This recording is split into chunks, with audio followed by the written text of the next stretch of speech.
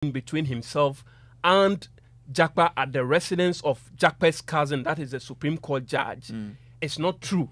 And that Richard Jakpa only appeared, and those are the words of the prosecution, that Richard Jakpa only appeared at his cousin's residence and met the Attorney General there. Richard Jakpa says that is not true. Okay. It was an arranged meeting, and his cousin was the one who called him that the Attorney General says he has a meeting with him at his residence and called him to come, and he honored that invitation by the Attorney General. So what really prompted this declaration of war on the AG? Yeah, so if you recall, Richard Jakpa, this is not the first time he said it in open court, had said that the Attorney General, Godfred Yeboah-Dame, had promised him that when it gets to the stage of no case submission, he would let Richard Jakpa walk as a free man. The AG, according to Richard Jakpa, betrayed him. So, and that was before they met at his cousin's residence. And that was why when they met at Unikolindi's house, he got angry at the Attorney General and told him that you promised me. We had a deal. I had given you documents. And he spoke to those documents he had sent on WhatsApp to the Attorney General, which today prosecution said the Attorney General didn't use it anyway. Those because documents, the Attorney General filed those documents prior to Jakpa sending it. And Jakpa's defense is that, well, I had sent it, the Attorney General requested for it. He also requested for other documents which I had sent. It is up to him to use which documents he preferred. It doesn't negate the fact that I sent him documents and he received those documents.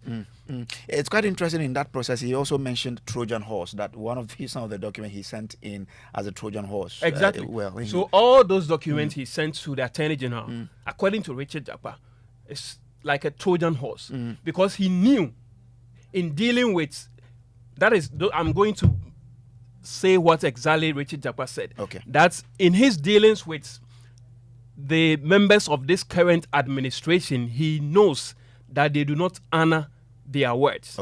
And so he sent those documents so he could testify in court today and make reference to them that indeed he sent documents to the Attorney General. What did the AG's department say in relation to that declaration? Well, so according to Tia Yeboah, who is the Deputy Attorney General, he says this declaration of war by Richard Jakpa is rather unfortunate, and they are going to take the necessary steps to make sure that the Attorney General himself and maybe the rest of the department stay safe. Tell us about the proceedings today, your initial reaction. Oh, today that has been a chapter 2, isn't it? Tuesday was chapter 1, today chapter 2. You witnessed it. You heard matters. You make your own judgment out of what you heard. You heard issues about someone operating in the underworld and someone using his legal skills, declaration of war against the Attorney General. All this came up. So, interesting proceedings. What do you make of the fact that the Attorney General rejected an appeal he made to him to make him a witness when he said you couldn't get him something he had requested for? That is the prerogative of Attorney General, and we use witnesses that we think will further our cause. There was no decision to use him as a witness. The only decision was to use a witness that we have penciled to call. And so I think it was of no moment to us. Use him as a witness. But with the nature, you were in court. We showed some documents to him just to ensure that he answered certain questions. I think the proceeding for today has met our expectations. We tendered what we had on our phone, 100%. If he has others, he knows what to do because he's still in the box. What do you also make that he make the point that there was never a plea bargain discussion between himself and the Attorney General? We'll get there. They are documentary. We'll get there. Today we'll go to a certain point. So come to the chapter 3 and you hear all those things. And how are the claim that he has declared a war on the Attorney General? I think it's quite unfortunate, to be frank with you, because that declaration of war, according to him, whether he is acquitted or whether he's convicted, he's declared that war. So he has put us on notice. And so the needed steps will be taken. If indeed he said it to the Attorney General at his cousin's house, he should be aware of that already, not in open court. AG has not admitted such a thing. And so now that we've heard it in open court, you will take the necessary steps. As in security-wise for the Attorney General? We'll take the necessary steps. What would that step entail? That step, when we take it, you'll get to know it. that is the deputy AG. I mean, in court, we understand Felix Ofosu-Kwakye also spoke on behalf of the first and third accused. What did he say? Yeah, so according to Felix Kwakye Ofosu, though we see Richard Jakpa in the witness box, it is the character of the Attorney General that is on trial. The AG attempted to douse the potency of Mr. Jakpa's testimony, but he stuck to his guns. He repeated some of the things that he has said before that you in court have observed. He insisted that his initial contact with the AG was limited to explaining his side of the story to him because he believed that the AG was not fully aware of the facts and therefore may have been mistaken in adding him to the people that were being prosecuted. So he thought that an engagement with the AG, at which engagement he had the opportunity to spell out the full facts and furnish the AG with supplementary documents, was going to lead to the conclusion that perhaps he had no case to answer. That engagement quickly mothballed into an effort by the AG to conduct himself unethically and urge Mr. Jakpa to do things that were unethical. Indeed, Mr. Jakpa disclosed that it was the AG's responsibility as the chief law enforcement officer of the Republic to know that an engagement with a represented accused person on the blind side of his lawyers was unethical. How damaging would you say it would be for Mr. Jakpa having said in open court that he had declared war on the Attorney General? How damaging would that be for his case going forward? These are serious issues. We get the sense that the Attorney General wants to say that Mr. Jakpa is doing this in retribution for what he believed to be the Attorney General's failure to keep his part of the bargain. But the point is that Mr. Jakpa insisted that he has not said anything that hasn't happened. If I have discussions with you and we agree that you will do something and you fail to do it, and I come out to say that we agreed that we will do this and didn't do it, I have not said anything that is not true. If it were the case that Mr. Jakpa was saying things that have been proven to be untrue by the court, then you could say that some damage has been done to his reputation. But as of now, as far as he's concerned, he has not said anything that did not happen. So that's Felix Ofosu-Kwakye there. Let's bring in a private legal practitioner, Samson Ladia, who joins us on the telephone lines. Now, grateful to you, Samson, for joining. First off, what's your own interpretation of what happened in court today? As we indicated the last time, our law that governs the admissibility or non-admissibility of evidence, the Evidence Act, is very clear that evidence that is relevant is admissible, particularly in Section 51. So they have been able to make the point about the fact that this is a relevant evidence, the WhatsApp conversations, and have succeeded in getting it admitted. I would have been surprised to confess to you that it would not have been admitted because the evidence of the accused person about the recording, the secret tape, has been admitted. And therefore, I think it would be too much for anybody to have expected that the judge would not admit this as well. And as we discussed the last time, the law talks about how, character can be impugned to affect the credibility of a witness under qualified circumstances in the law. So evidence of good character can be used to support the credibility of a witness. And the other way is also possible under qualified terms, except that the law would require that you would have put that into the evidence already before you can speak to it in trying to either affirm the good character of the person or damage the bad character of the person somewhat. So I think it's good for them that it's been admitted. Yes, that is good for the accused that theirs was also admitted the last time. But there's also the issue about the weight that could be placed on these sort of evidence. Yes, that's the job of the judge. The judge will now evaluate the evidence and come to a finding of fact. All the talking and some of it quite irrelevant noise in the media will not matter as far as evaluating the evidence is concerned in the courtroom. But you and I cannot attempt to do that on radio for a matter that is ongoing because of the law's prohibitions, including the potential of contempt.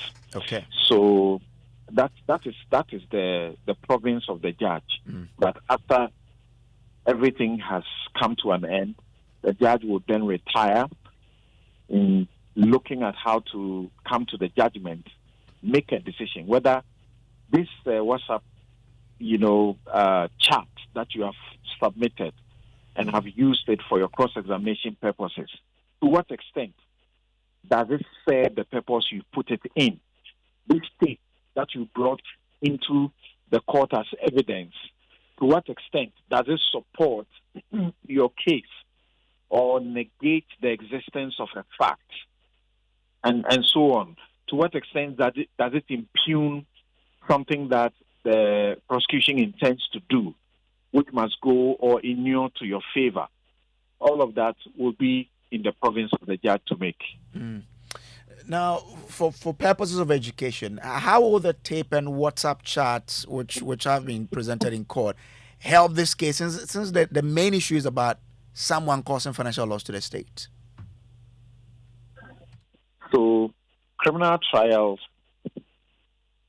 the burden to discharge is proof beyond reasonable doubt of the allegations or charges made against the accused person.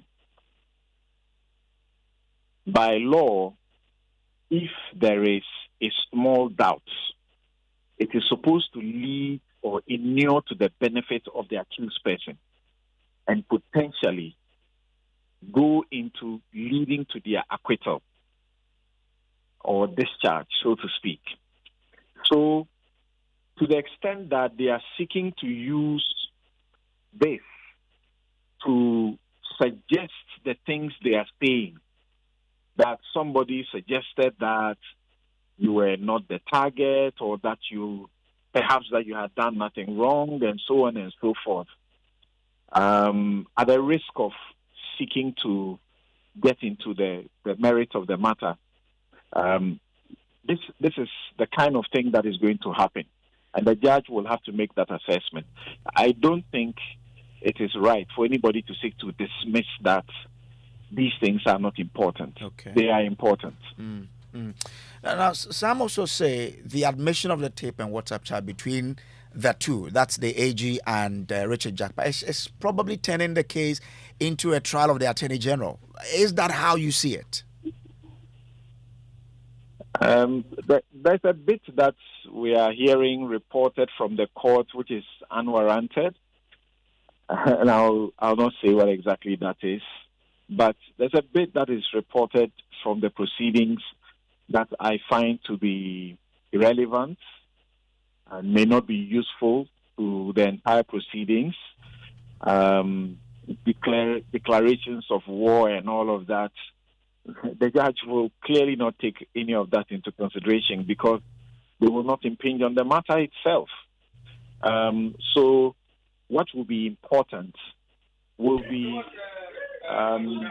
if you say that you have clearly indicated me that I am not guilty, I have not done any wrong, and yet you are prosecuting me, that will be a different case altogether.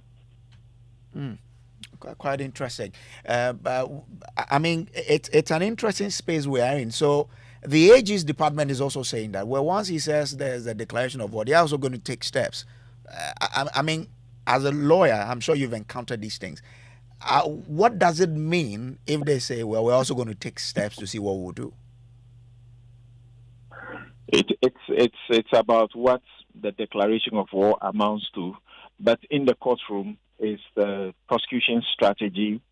It is defense lawyers also strategy in prosecuting the matter, and it's on the basis of evidence, nothing more, nothing less. Threats, if they are issued and they are considered to be threats, can be dealt with on that level separately and differently. Okay. And we have to be reminded that actually threats of harm can be a criminal offense on its own, just as threat of death can actually attract a penalty in the nature of a second-degree felony. So it's not something that anybody should be toying with.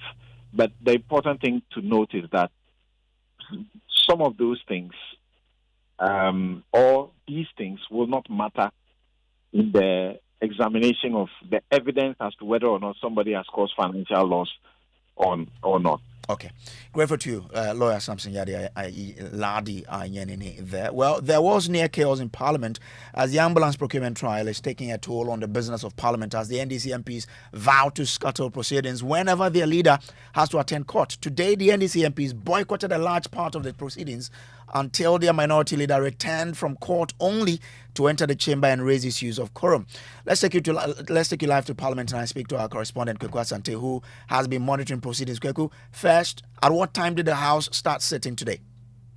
The House was expected to sit today at 10 a.m. The last time they adjourned yesterday, they were expected to start proceedings at 10 a.m. That is what the standing orders provide.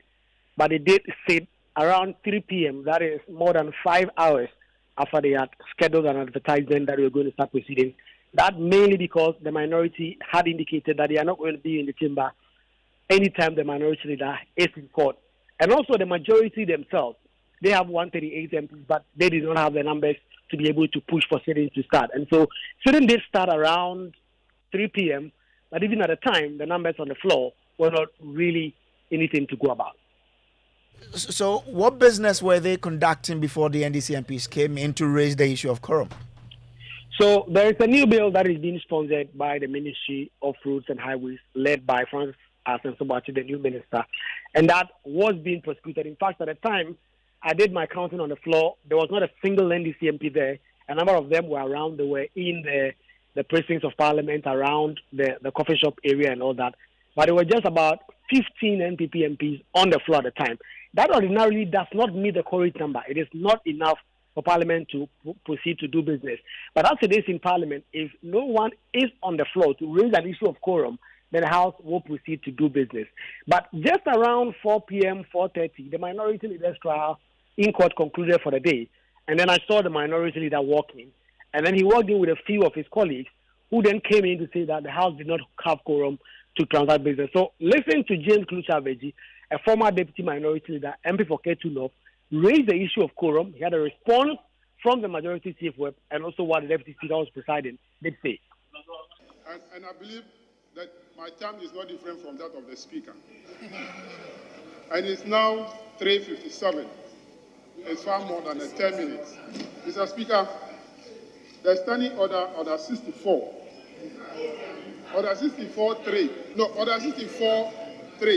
4 says that the person presiding shall direct the clerk at table to cause a bell to be rung. Continue the business of the House for a period of 10 minutes. Mr. Speaker, C. Direct the clerk at table to conduct a head count of members present. And if there is still no quorum, suspend sitting of the House for a period of not more than 1 hour. Mr. Speaker, can you direct the clerk at table to conduct a head count?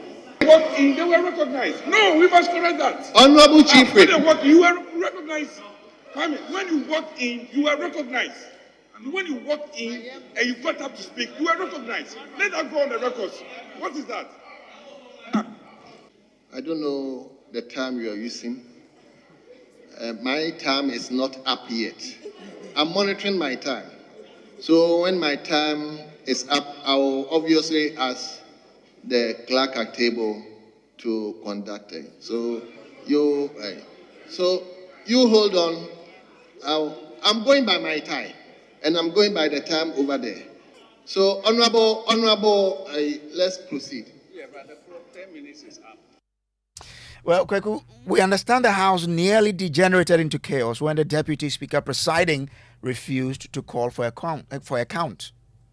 Well, yes, if you look at the standing orders indicate that when a person raises an issue of quorum, an issue having to do with the time would have to be looked at. And so the Speaker of Parliament would have to order that a bell be rung in the House for MPs who may be around to come into the chamber so that they can be counted for quorum for business to take place. The bells did rung, and after 10 minutes, the former Deputy Minority Leader, James Kuchabeji, was on his feet, saying that the 10 minutes had elapsed. And that is when you heard the Deputy Speaker say that he was using his own time, and as per him, the 10 minutes had not reached. And this is where the House nearly degenerated into chaos, because James Kuchabeji would have none of that, insisting that the Speaker could not have his own different time. Listen. Mr. Speaker, My time is not up to 10 minutes. That the bell was rung. When the bell was rung, we all heard it. If you are telling this House or me that you are using your time, Honorable Veggie, I'm left with 2 minutes. I can do with one clause before the 2 minutes. There is no law working. This standing order regulates the conduct of the House. If our own standing order says it, why? No. Fundamental issue, a constitutional issue, and obviously nobody can ignore it. I'm saying the time I called the bell to be rung, I'm left with 2 minutes. I don't know how you calculated it. So please allow me to use my time.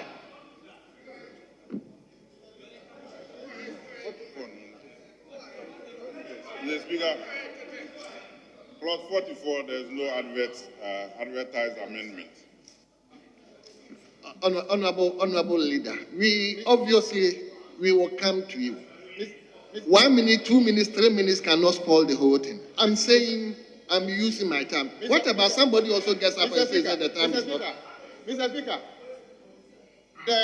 the framers of the 1992 Constitution never contemplated that a speaker will have a special time different from the time.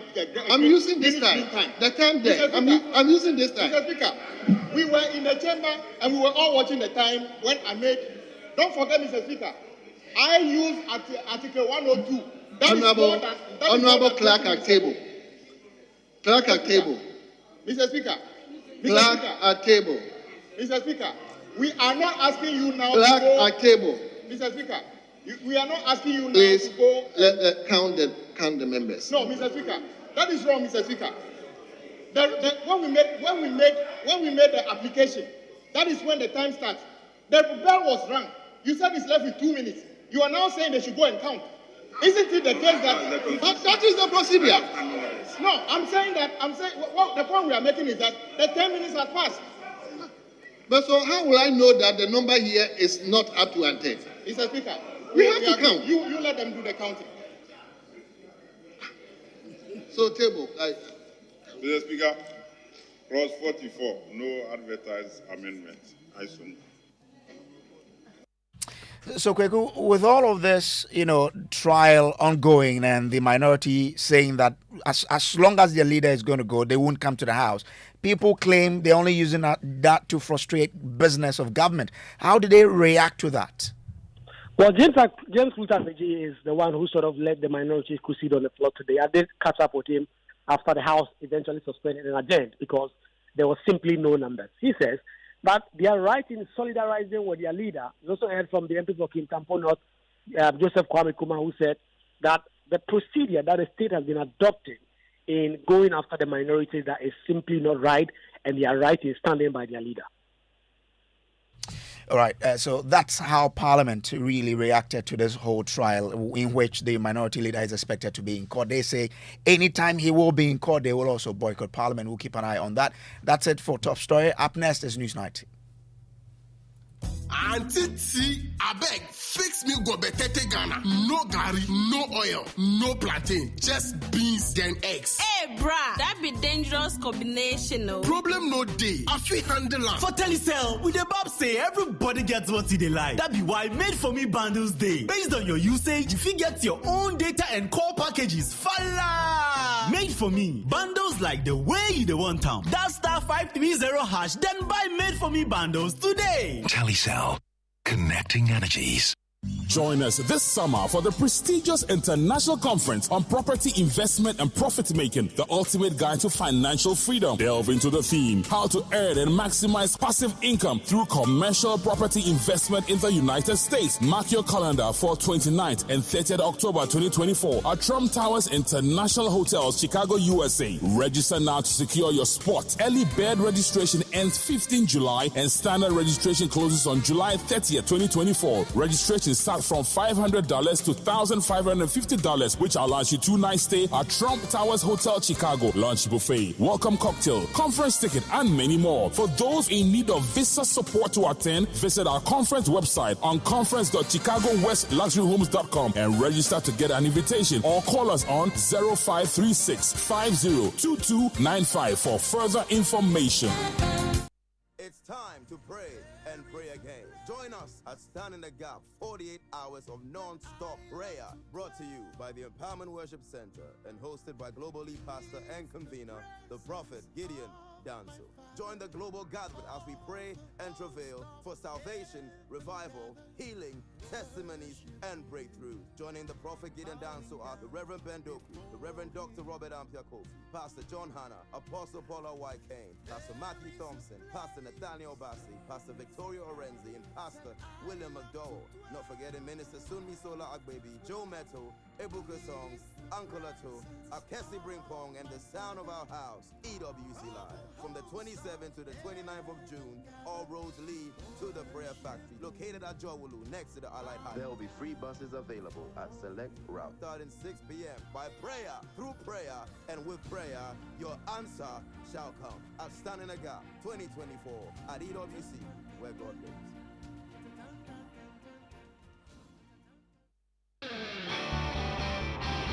It's not just a service station. It's a place you get more for every visit. It's not just a place to fill your tank. It's a place to fulfill your cravings.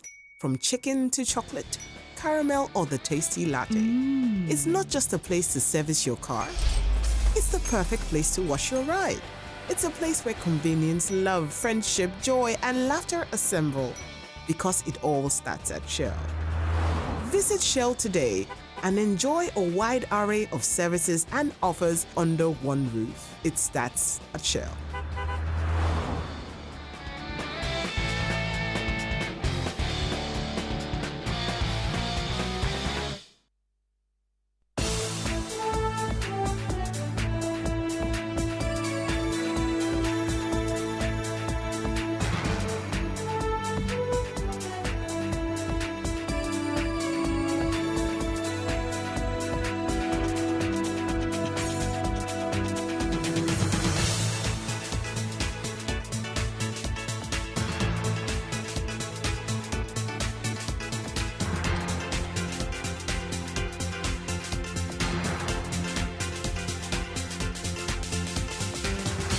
And coming up in the next 60 minutes here on Newsnight, patients forced to postpone lab tests following exorbitant amounts charged by private laboratories. On the day we confirmed, public hospitals have been compelled to introduce makeshift labs to ease the plight of patients.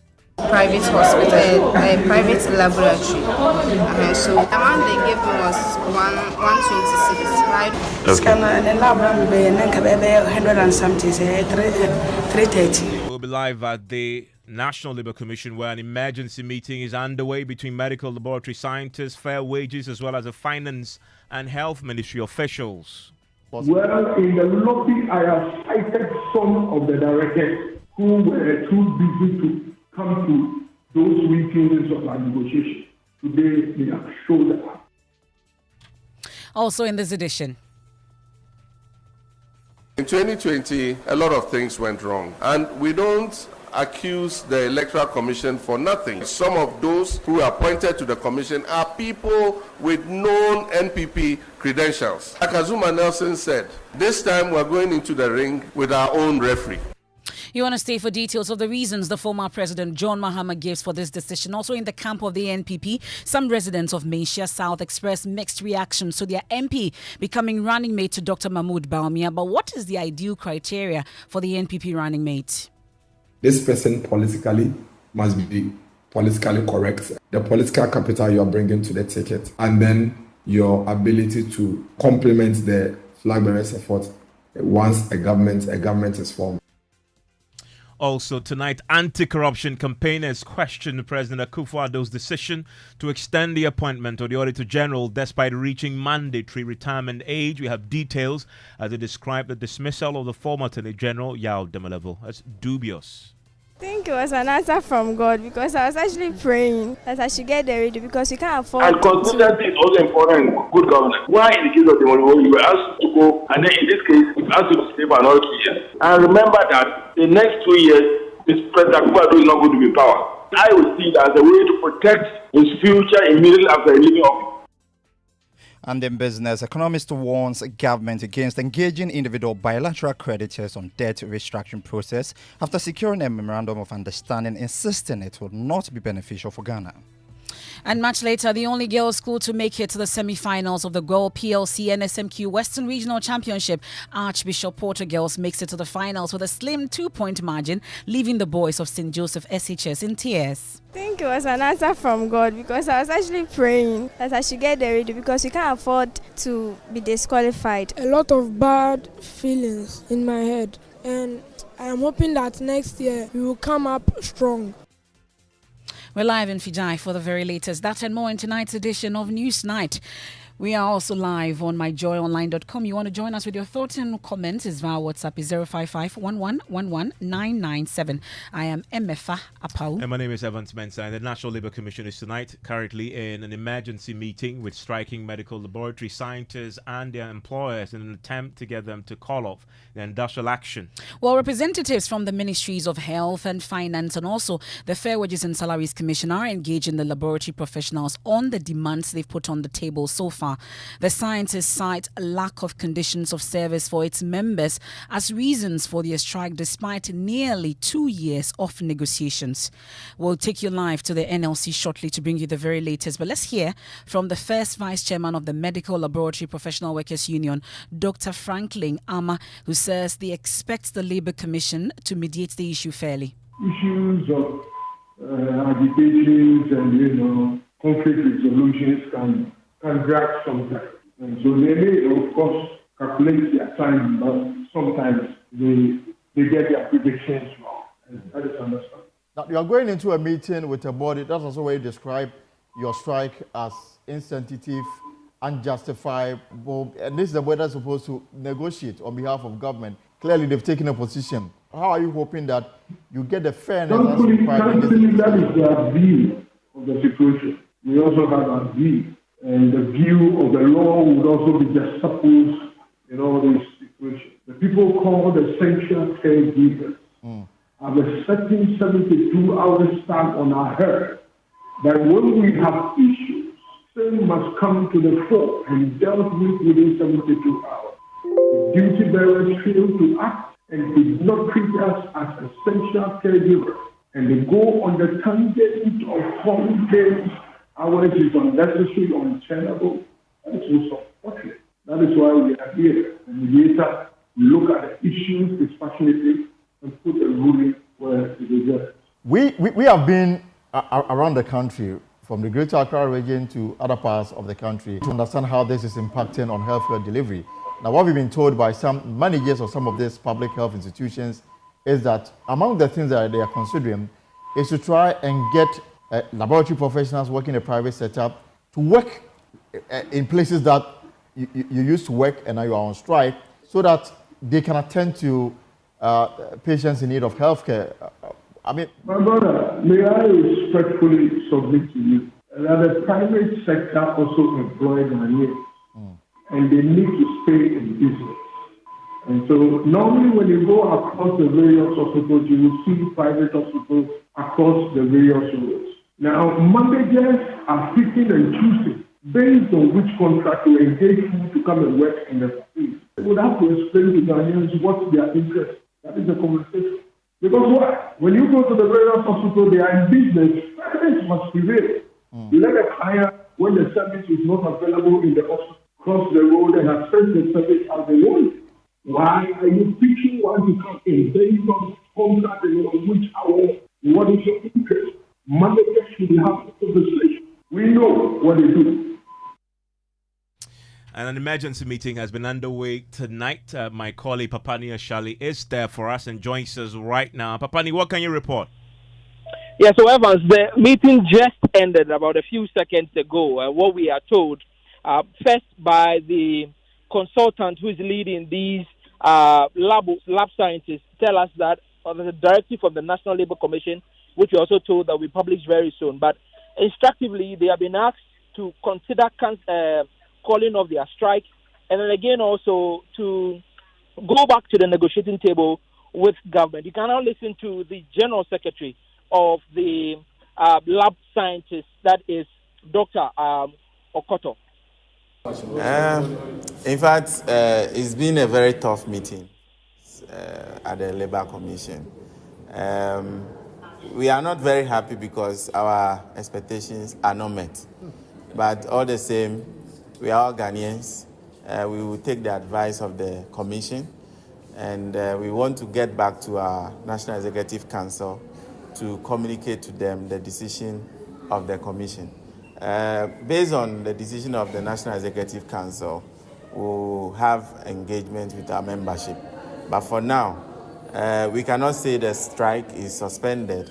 It is still ongoing until the determination of the National Executive Council. We appeal to our clients to bear with us in this difficult time. We ourselves are affected by the strike. We are not happy with what is going on, but we are compelled, looking at the difficulties on the ground, and we pray that the outcome of next meeting will favor all of us. First, so what was the decision of the NLC? What was the directive to you? The directive of the NLC will be released. They are putting it together, but we believe that if the duty bearers will act upon it, we'll all be happy at the end of the day. The NLC directed you to call off. That's a directive. Why do you need the entire members before you can call off? Of course, we haven't just gone on strike for going on strike's sake. We had expectations. We placed two demands before the employer. The first one is the condition of service. The second one is financial clearance for our members. And none of these, we haven't gotten a clear resolution on them. And so it is difficult we have come empty and we are going back empty. And Papa, have you heard directly from the NLC? They called this meeting. We haven't directly heard from the NLC, but what we are told is that they are preparing a statement which will put out there categorically stating their stance between the government side and then that of the striking lab scientists. What we know again is that there's a meeting currently ongoing with some other striking groups. We understand that the judicial service workers are also there trying to get the National Labour Commission to intervene in some of their conditions that they have with government. Earlier also, the commission has sat on another situation between workers against what has come to the end today. So we didn't hear directly from the executive director of Uso Asamoah, but we are told that they'll release a statement to that effect. Well, so that's my colleague Papani Ashali. But Papani, just before we let you off, there were two issues on the table for the NLC. The issue about the CTEG as well that she's been talking about. They've also been directed to call off their strike. And that's my colleague Papani Ashali. But let's bring in the General Secretary of the Professional Medical Laboratory Professional Workers Union, Cephas Kofi Akoto himself, thankfully joins us on the line. And I bet you've been interacting with some of your members remotely. The meeting just ended though. But you get the indication that you get to call it off while negotiations begin. Yes. In fact, we are disappointed, but we are not surprised with the outcome of the Labour Commission's directive. All the same, we've been directed to take steps to call off the strike. we are going to engage our rank and file who have actually embarked on a strike. The outcome of this engagement will determine the direction that the union will take. But for now, we want to also appeal to those who matter. That is the Fair Wages and Salaries Commission, the Ministry of Finance, Ministry of Health, to proactively take the necessary steps for us to bring a finality to the issues. I'm curious about where this disappointment of yours is stemming from. Were you not giving a fair hearing? Both sides did not put their issues on the table? Our disappointment is that we came empty and we are going back empty. We presented 2 items before the employer, that is our condition of service and financial clearance. As we speak, there is no clear directive on what the employer is going to do about them. We are only adding human face to the issues, looking at how the strike is affecting life of people. And so we have also tried to reason with the public and see what we can do to ensure that healthcare is not seriously affected. So we are hopeful that at the end of the day, our decision will be reflective of what the National Labour Commission has directed. And because it's a directive, I'll just come into that. We're hoping that this will be done within a time frame. Was a time frame given as to when exactly you should call off the strike? Yes, the union actually has structures, and the directive is that we should take steps to implement the directive. And of course, we have to engage with membership, speak to them for them to understand the issue, so that it will not be like leadership has gone to tell them. And how soon are you hoping to do that? We are hopeful that this will be done within the shortest time.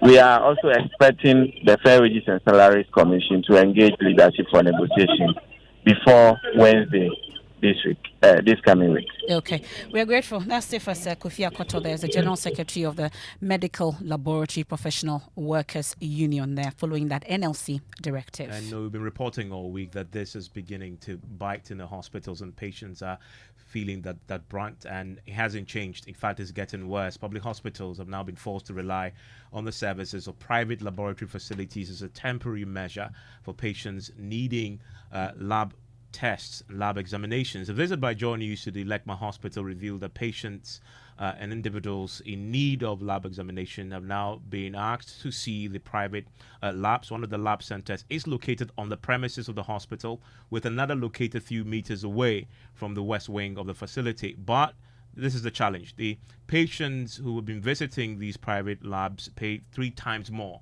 than they would if they were using the hospital's own facility. I was here, I think 3 days today. They said I should come and do lab, but since yesterday, nobody is here. There's people here, but they said that they are in strike. So I am not able to get my results. So I came today too, and the boy is still there. Emergency. Yesterday, yeah, I know that the lab is very expensive. It's not normal money they take. I pay everything, but still the result is not ready. Yesterday I have to get my result because my boy is asthma patient, so I always around here. Yesterday I was feeling headache and chest pain, and blood was coming through my nose. Yes, so I came yesterday. They said it could be the Holy Heart. I'm a Holy Heart patient, so I came yesterday. They said I should come and do the lab today. The 2 lab. This one was the X-ray. The other one was the lab. Yes, so I came to do the lab. They said they are on strike, and the amount they gave me was 120 cedis. Yes, to do at the private laboratory. I didn't even know we would go to private laboratory. They just took us there, so I didn't know. I wonder one cash and but me do OPD or no say or one a demonstration private lab for na wa. And I may expect so scanner and a lab ram be and 100 and something say 330. And Kenneth, my colleague, was at the hospital today. And Kenneth, patients are now being forced to postpone the lab tests that they require urgently. Yes, so 2 things are involved. Some of the patients, they get surprised when they get there and the lab is not there, and they'll have to resort to a private laboratory, which is charging 3 times. They usually come there on budget, so they can't afford, so they have no option rather than to go home. Others also get there and realize that there's a long queue. There's a long queue because, there's been backlogs of lab tests that have not been done. And so when they see the queue and their cases are not emergency cases, they tend to go away as well. You interacted with the hospital administrator, that's Charles Benafo. What did he tell you? Well, he told me that, it's having financial constraint on their business because it gives them a chunk of money to run the hospital, and also they're urging government to, sit down with the laboratory scientists to address their concerns, because their absence is also affecting other departments of the hospital. If the strikers are not, there's not a team. So one group out of the whole makes it difficult. As you are aware, the lab, they are the ones who helps in investigations. Yeah. So once they are not there and the department is not functioning, it has double effect. One, getting access to investigation to be able to take clinical decisions, and two, also their generation also affect the revenue of the institution. Yeah. So it's something that is a setback that has to be sorted as soon as possible. It does serious effect because when there's an impression, they have to do investigations, and most of the investigations comes from the lab. Yeah. So once they are not there, it's a huge setback, and we can't compromise on it. It has to be sorted as soon as possible. It's something that every employee deserves. Yeah. So whatever they have put on the table, I know government have officials in their position, and then they also have the executives, and then Fair Wages Commission is also there. So they look at it holistically. Whatever is appropriate and is fair, in line with the name of the Fair Wages and Salaries Commission's name, they should be look at it and come out with something that is reflective. So that's the situation at Lekma here in Accra. What about the central region? Let me bring in Eric Asante, is our correspondent there. Eric, what did you establish today? Is it any better there? So just like my colleague reported, the situation is similar to what was reported in the other regions. Some pregnant women, sick children, and those with emergencies, even they've been forced to seek alternative in private facilities. Aside from the high cost which has been reported, many complain about the competence of the personnel at these private facilities. Patients are waiting critical diagnostic tests. They have been forced to have their results delayed. So most of them tell me that the postponement has pushed them, and of course it has financial and emotional toll on them. A lab technician who spoke to me off record indicated to me that their concern was about how authentic some of the results people had brought to them, how authentic it was. So here in the central region, the situation is similar to what was recorded in the other regions. Eric, thank you very much. Well, today we heard from the minority in Parliament on this. They want government to take immediate steps to resolve the impasse. This is the minority spokesperson on health, Mensah Kando. The insensitivity and the irresponsibility of this government has become legendary. And so I think that when it comes to matters of health, the government must move with alacrity because it borders on the lives of the people. I am not going into the merits and the demerits of why they are going on strike at the moment. But any reasonable government will engage them and then plead with them whilst they are even at the negotiation table to go back to their hospitals or their facilities. And so, as a matter of urgency, I believe that government must respond to their call and make sure that these health workers are back to the hospital, because already we have a lot of challenges at the health facilities. They are leaving, in fact, they are fleeing from this country because of the economic conditions we find ourselves in. Now, when they take their salaries, they cannot buy anything with it. And so, in a matter of between 2021 to 2023, we have lost not less than 69,000 health workers in this country. And so today, if you go to the facilities, if you go to the hospitals, you wait for hours because there's hopelessness in the system, because there's so much hardship in the system. And that is what government must be responding to. And so for me, the Constitution guarantees every citizen the right to healthcare, and so they must respond to the needs of the lab people. And that is the minority spokesperson on health, Mensah Kando. But still And they had warned they would disrupt a university council meeting to elect a vice-chancellor for the Kwame Nkrumah University of Science and Technology. Well, the threat by the Tertiary Education Workers Union Ghana, that's TEU Ghana, did not stop the University Council from proceeding to renew the appointment of Professor Richard Jakpa as vice-chancellor for another term of 2 years. Well, TEU Ghana was opposed to the inclusion of a rival group, TEU-TUC, on the council, tasked with the responsibility of selecting vice-chancellor. Now, the two associations, they've had their membership of a 12-member council suspended pending the determination of a suit at the Kumasi High Court. Now, listen to Charles Arthur. He's the chairman of TEU Ghana KNUSC just before the council meeting. And GTEC has even constituted a committee that where all of us, TEU-TUC is having 3, TEU Ghana is also having 3, and GTEC is chairing. That we should look at the matter and settle it amicably, and then we'll move it from there. To our surprise, university management and TEU-TUC have connived, and they want to allow TEU-TUC to send a representative there to represent TEU-TUC on the council. And again, in KNUSC here, if you look at the numbers, we have about 866 TEU Ghana, Tertiary Education Workers Union of Ghana. We have 866 members. The other side, TEU-TUC, their number is in minority. So at what point that a minority have to take precedence over majority? It's not done in anywhere in this country called Ghana. So we have heard that there's going to be council meeting, and we are closely monitoring that whether they will sworn in somebody or they will not sworn in somebody. And in fact, the position of the union has been that if they sworn anyone, you understand, there will be industrial ceremony here. Let's bring in Ohemin Teria. He's been monitoring this for us on the campus of KNUSC. Ohemin, can you confirm if this council meeting that renewed the appointment of Professor Richard Jakpa had TEU-TUC members on it?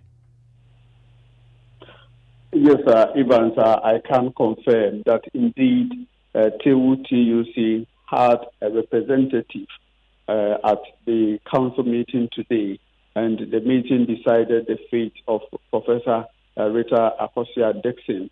At the end, the release from the registrar date indicates that her tenure has been renewed for another 4 years. So I spoke to multiple sources, and the fact that the TEU-TUC representative came to the main administration block early in the morning, parked his vehicle, signed into the meeting. So yes, I can confirm that indeed TEU-TUC did take part in the meeting. And were the TEU Ghana protesters there to carry out their threat to disrupt the meeting?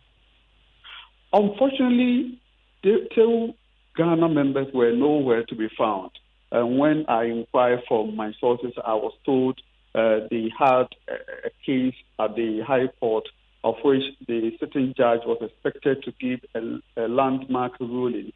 So the leadership of TEU Ghana and their members, besieged the court premises. And by the time the ruling was made by the court, it was late for them to even make any impact at the main administration block on campus. And you saw this all unfold. Can you describe how Richard Jakpa, the current vice-chancellor whose appointment has just been renewed, how she reacted to the news once she was confirmed? Even I would say it was a closed-door meeting, and no media or journalists were allowed, entry into the meeting room, except that you could see how some police officers were detailed to man the gate, the entrance of the meeting venue.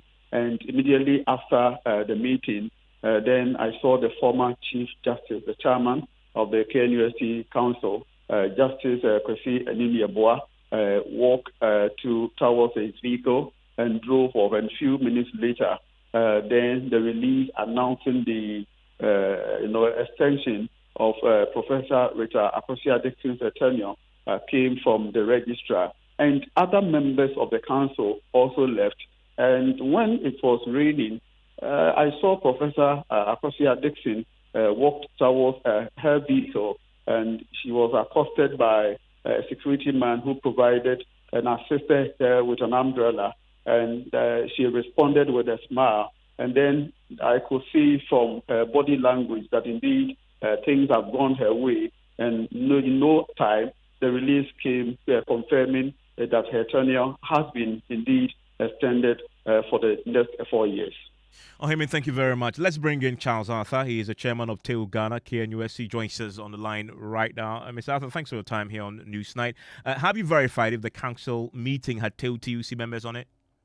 Yes, thank you very much, my brother. My brother, from a close source, it has been indicated that nobody was sworn into the council. It means that there was no TEU TUC nominee being sworn into the council. From tomorrow going, that God willing, we'll use right to information law to inquire from the registrar whether to know their official position. But from where we are now, we have been told from a reliable source that such thing did not happen. But we heard you earlier warning that you'll be disrupting this meeting. Is that why you were not there to carry out your threat? Unfortunately, it coincided with the court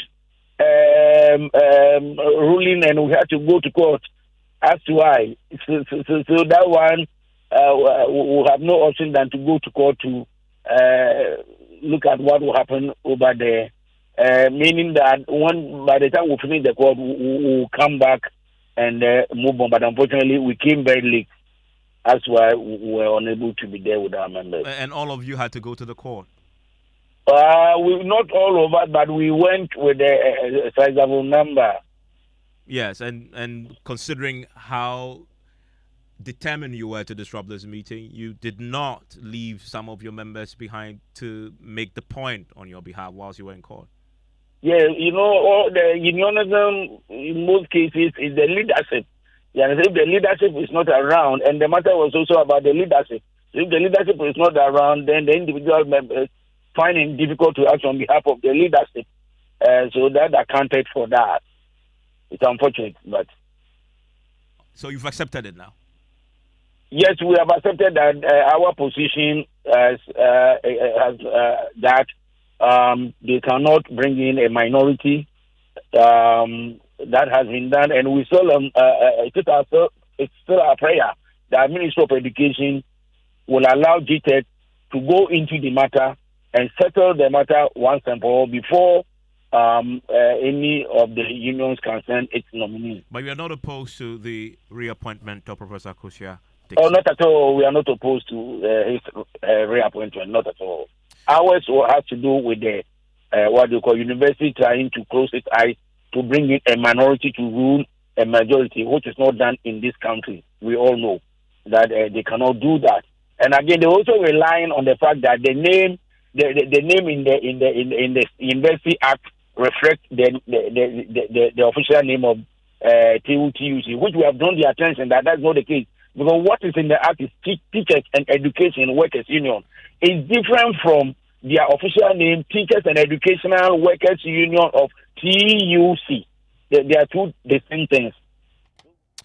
Thank you very much, Charles Arthur, the chairman of TEU Ghana, there speaking to us on the back of the reappointment of the current Vice Chancellor of KNUSC, Professor Richard Jaa, and for another 2-year term. Let's do business now, and Mr. Shen is in the studios. What do we have? Emefa, I'm happy this evening. At least my school won the Western Regional Science. Which school is that? St. John's School. Okay. All right, so it's okay. Coming up in business, when you're talking to me, Papa, you can obviously. Coming up in business this evening, the economist warns government against engaging individual bilateral creditors on debt restructuring process after securing a memorandum of understanding insisting it will not be beneficial for Ghana and Ghana Revenue Authority to go after public institutions and other firms over tax payment arrears. Business News on Newsnight is brought to you by MTN Business. Welcome to the new world of business. Kingdom Books and Stationery, Syntex Tanks, and Pepsodent Charcoal and Herbal. Hey, so as for you, every day you are just pressing your phone. Why? Are they paying you? They are, Oma. The more I use my MTN, the more points I get. And I can use those points to get airtime, data, and even discounts at shops and restaurants. Hey, so that is why all of you are always pressing your phones. And you won't tell us, so that we too we can enjoy some. Oh, Ma. There's always more to enjoy with MTN Rewards. Just keep talking, testing, and browsing all day, every day to collect your points and use it to redeem amazing offers and discounted freebies right away. There's so much available for you. So dial *550# and get your reward today. Let's go everywhere you go. Kweku, have you heard what they are doing on MTN?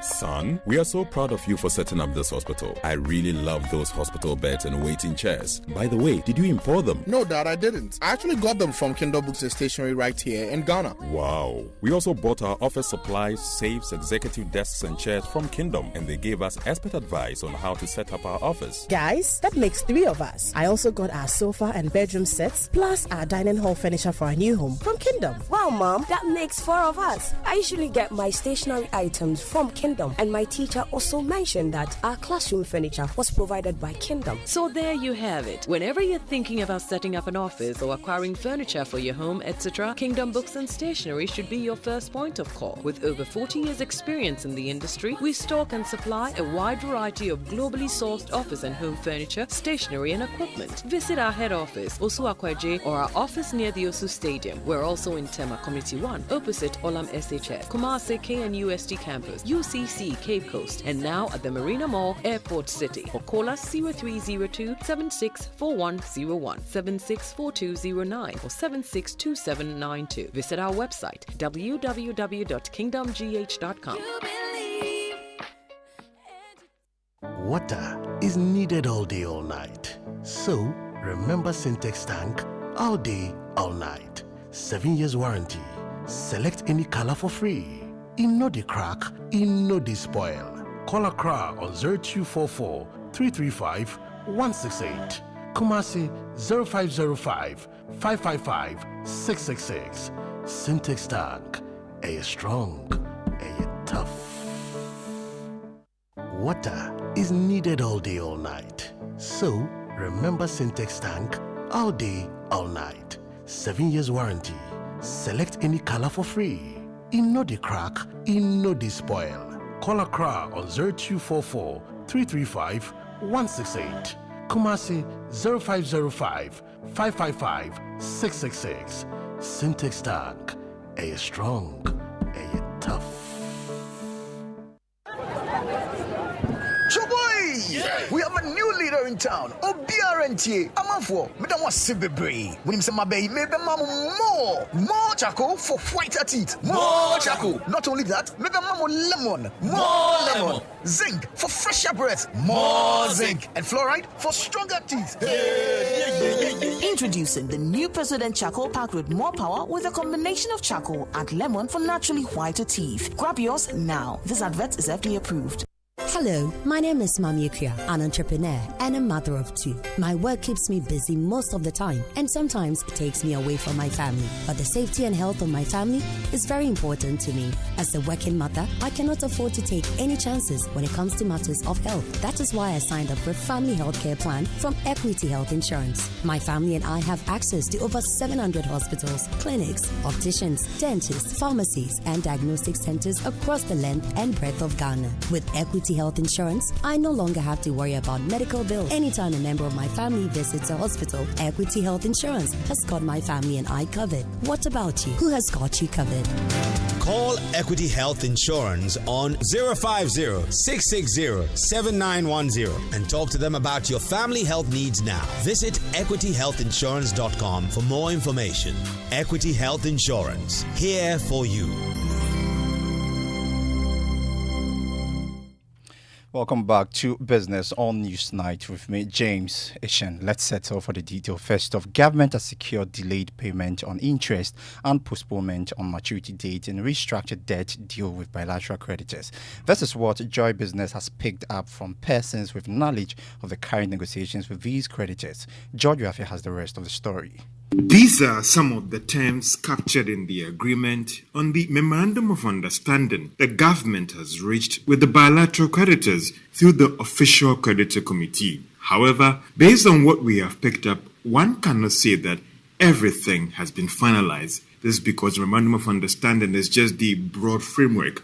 However, government now has to move and engage each individual country in terms of what can be described as the final deal when it comes to restructuring the $13.4 billion owed these creditors. One is also not clear for now how these terms that government has reached with these bilateral creditors could influence the current discussions with the Eurobond holders, especially when these commercial creditors are also pushing for what can be described as equal terms for all the creditors. Some analysts have argued that despite Ghana securing this delayed interest payment, it has to set up an escrow account and start putting some money aside until the time is up to start making the payments.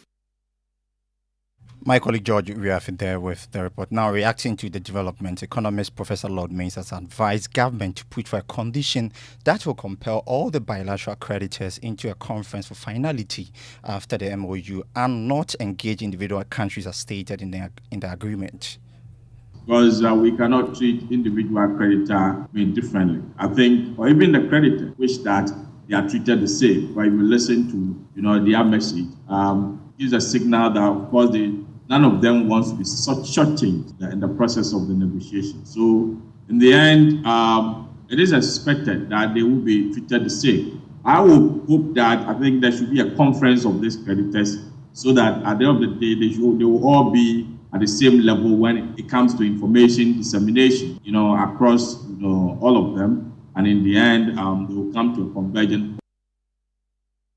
Economist Professor Lord Mensah there. Now, the Ghana Revenue Authority has announced that it will in the coming days embark on a debt collection exercise to help recover all outstanding taxes due the state. The authority in a statement said the exercise will cover all categories of taxpayers. As such, it is advising all persons who have outstanding arrears to move now and settle their obligations. It added that they will use all enforcement tools to retrieve the unpaid taxes by the end of this week. To some other stories, now leading innovation brand HP has launched a new printer series with improved technological security and sustainability features to create the needed convenience for small and medium businesses. The new HP LaserJet 3000 and 4000 series comes in a sleek size incorporated with artificial intelligence and enhanced quality of print to provide users with an eco-friendly printer. Emmanuel Isika, the country manager for HP in Central Africa, spoke to Joy Business at the flash launch of the new printer series in Accra. Because people have accused us of coming up with innovation faster than people can understand what's going on. But we wanted to take time out to say, look, there's this special printer that can fit a specific niche of people for the small and medium scale businesses. So that's why we launched this, to say that, look, one of the things that we realize in times like this is that you need the product that speaks to you as an individual. And that may not necessarily be the printer that every person uses. So there's a small niche of people who this printer will speak to directly. The guys who have the small businesses, the one where cost is a consideration, the one who still needs to do urgent and critical business where security is also important. So those are the guys we are reaching out to say, look, we have something that fits exactly what you need to do. Emmanuel Asika is the country manager for HP in Central Africa. And that's all for business on News Night with me, James Ishen. Over to you, Evans. James, thank you very much. And this is your election headquarters. Election headquarters is brought to you by Petrosol, clean fuel in full quantity, CIMA, the Chartered Institute of Management Accountants, AICPA and CIMA, together as the Association of International Certified Professional Accountants, the German Ozone Medical Center, Alternative Therapy, Dental, Wellness and Beauty, Chopbox Technologies, a convenient service, Youth Break Foundation, bridging gaps for positive youth development. And this evening, former president and flag bearer of the National Democratic Congress, John Dramani Mahama, says his party is going into the 2024 general elections with what he refers to as their own referee. Here's why.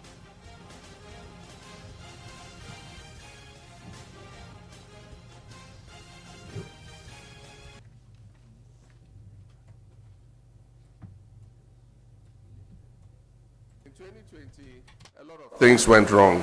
And we don't accuse the Electoral Commission for nothing.